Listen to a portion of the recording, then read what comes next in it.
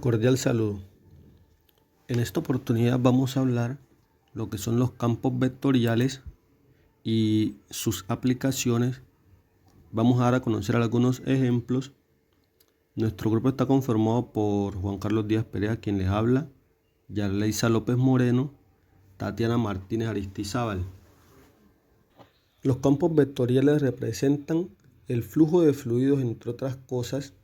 También ofrecen una manera de visualizar las funciones cuyo espacio de entrada y de salida tienen el mismo dimensión. Un campo vectorial asocia un vector a cada punto del espacio.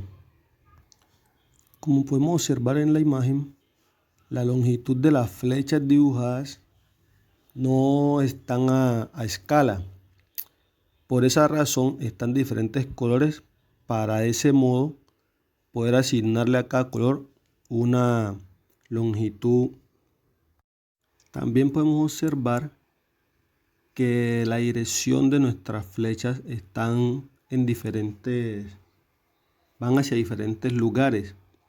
En esta oportunidad vamos a aprender a calcular esas direcciones, cómo se calculan y cómo se comportan en este espacio, en este campo como lo estamos hablando. Campo de velocidad. Si se pretende describir un fluido, es conveniente indicar la velocidad con la que pasa un elemento del fluido por un punto del espacio. Es decir, una línea de flujo de campo de velocidades marca la trayectoria seguida por una partícula del fluido moviéndose en dicho campo, de forma que los vectores que representan el campo de velocidades son tangentes a la línea del fluido. Como se puede observar en la imagen, tenemos un objeto en nuestro campo, ¿cierto? Que está obstruyendo de cierta forma nuestras líneas de fluido. Se puede observar en él, cambian el comportamiento paralelamente con respecto al objeto que está obstruyendo nuestro flujo. Como segunda aplicación tenemos campo de fuerza. Campo de fuerza es la fuerza gravitatoria entre dos objetos de masa m y m, respectivamente. Actúan a lo largo de la línea que los une y está dada por un modelo. Ese modelo es la fórmula que pueden observar ahí, en donde r es la distancia entre los objetos, g es la constante de gravitación universal, m mayúscula es la masa del objeto que está en el origen, m minúscula es la masa del objeto que está en la posición. En este campo de fuerza también trabajamos lo que es campos eléctricos, campos gravitatorios, entre otros. Por último, tenemos el campo gradiente. La representación de la gráfica de un campo gradiente en el espacio o en el plano puede darse por medio de vectores que son perpendiculares a las superficies o curvas de nivel de la función escalar f de la cual deriva el campo. Campo vectorial en el plano. Si el campo vectorial definido en R2 a R2, entonces se denomina como un campo vectorial en el plano. En este caso es una función f que a cada punto xy pertenece D, se le asigna un vector de dos componentes. F de xy es igual a p de xy, q de xy, donde p de xy y q de xy son dos funciones componentes que son funciones escalares de dos variables. Por otro lado, tenemos el campo vectorial en el espacio. Si el campo vectorial definido en R3 a R3, entonces se denomina como un campo vectorial en el espacio. En este caso, es una función f que a cada punto x, y, z pertenece D. Se le asigna un vector de tres componentes.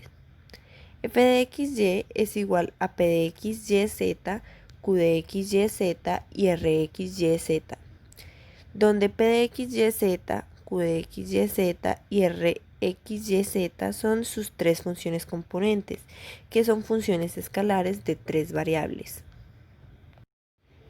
A continuación haremos un ejemplo de cómo se representa gráficamente un campo vectorial en el plano. Podemos representarlo mediante un conjunto de flechas donde cada una corresponderá al vector f de xy con origen en el punto xy del plano. Como ejemplo tomaremos un campo vectorial definido en R2 a R2, tal que representa dos funciones de dos variables, que en este caso serían x y y, que esto sería igual a menos y, x.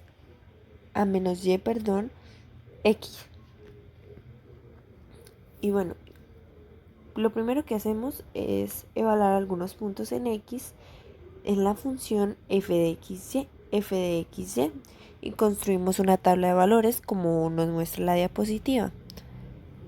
Ya teniendo estos valores, tomamos el primer vector resultante, que es 1 menos 1, que está en la parte de abajo, y lo graficamos tomando como origen el punto xy, que es menos 1, que está en la parte de arriba, como nos muestra la tabla, y así es como nos queda en la gráfica. Luego tomamos el segundo vector resultante, que es 1 en 1, y lo graficamos tomando como origen el punto xy 1 menos 1. Bueno, y así sucesivamente. Repetimos el procedimiento de los otros dos vectores y así es como nos va quedando la gráfica. Si queremos representar un campo vectorial en el espacio, también podemos hacerlo mediante un conjunto de flechas, como hicimos en el plano, y la diferencia es que cada una corresponderá al vector f de xyz con el origen en el punto xyz del plano. Ejemplo número 1. El campo vectorial f de xy es igual a un cuarto x al cuadrado menos y al cuadrado menos 1 de y más xy sobre 2 de j, el cual asigna al punto x sub 0 y y sub 0 del plano. Solución. El vector con primera componente es un cuarto de x sub 0 al cuadrado menos y sub 0 al cuadrado menos 1. Y la segunda componente es un medio de x sub 0 y y sub 0. Para darle solución a este tenemos que f de 0 y 1 va a ser igual a un cuarto de 0 al cuadrado menos 1 al cuadrado menos 1 de y más 0 de j. Esto va a ser igual a menos un medio de y, o va a ser igual a menos un medio de y 0.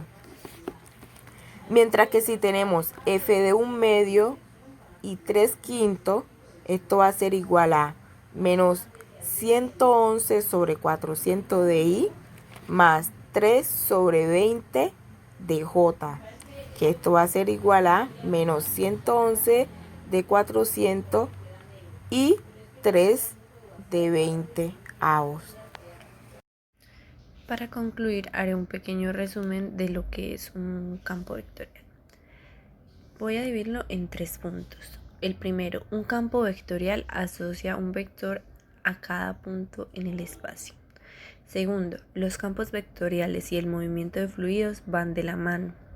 Y por último, puedes pensar acerca de un campo vectorial como que representa una función multivariable, cuyos espacios de entrada y de salida tienen la misma dimensión. Esto es todo.